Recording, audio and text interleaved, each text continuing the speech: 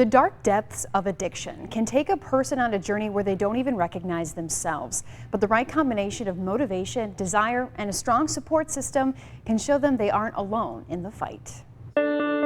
It's like being so consumed with self-destruction, and every day I'm going to try to make it worse than the day before. It took years of a devastating substance addiction and near incarceration for Jesse Heffernan to begin the healing journey of recovery. Kind of sold out my values and my morals and who I was in exchange for, getting that next whatever. And so it's been a long process building that back. The Fox Valley man's been in active recovery for 15 years. Now he trains recovery coaches, people who've been through it, to help those still struggling. But he'll be the first to tell you it's not an easy battle to win. It took incarceration for me to really take that time out and look at my life. The last statistics I saw, 10% of the population has a substance abuse issue. So that's 1 out of 10 families. That's very high. Substance abuse counselor Dan Bratton of Prevea helps patients with addictions of all kinds, but says no matter what it is, it's an illness. And the desire to get better is a big component in the success of the patients he sees. There's not enough of it in our community, right? And it's not just Green Bay, it's nationwide. It is an underserved population. Seeing firsthand just how big the drug problem is. What we're starting to see now is people are making the jump from those pain pills to heroin. Jason Weber with the Town of Menasha Police Department has been a driving force in educating the public about drug use. Users that are stealing from their own family, stealing things like vacuum cleaners. He sees all types of drug problems and people faced with suffocating addictions, especially opiates like heroin and prescription painkillers.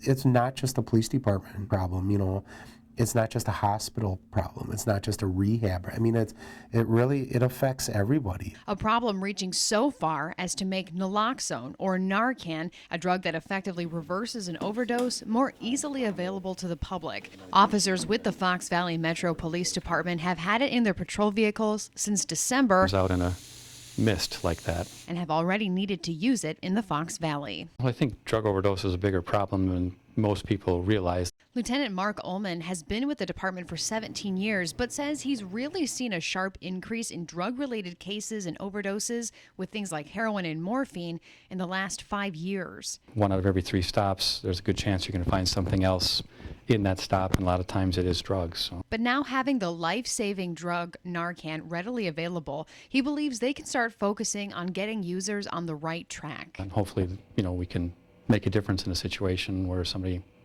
may have lost their life. So. Faced with a near-death experience, a second chance at life. But where does someone lost to addiction turn?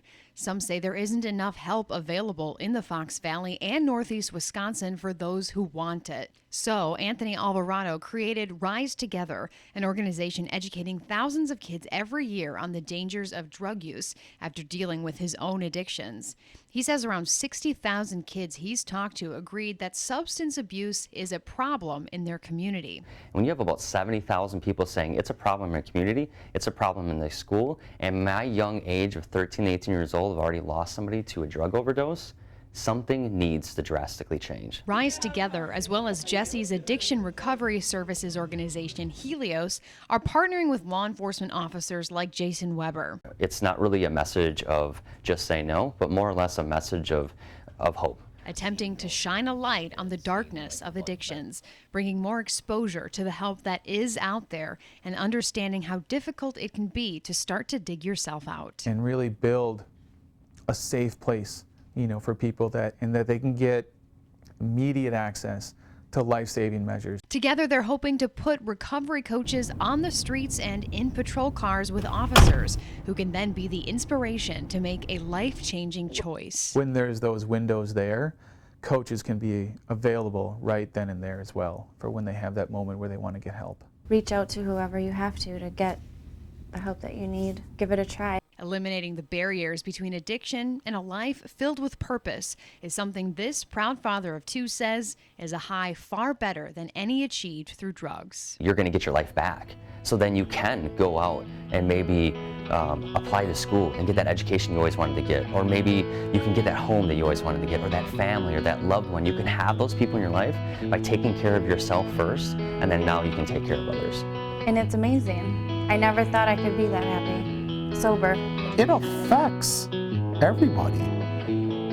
And that's what it's going to take to correct it, is everybody. Hoping to be met with a nurturing community that can start embracing a recovery culture, working to solve an epidemic. People didn't give up on me, and I don't give up on other people.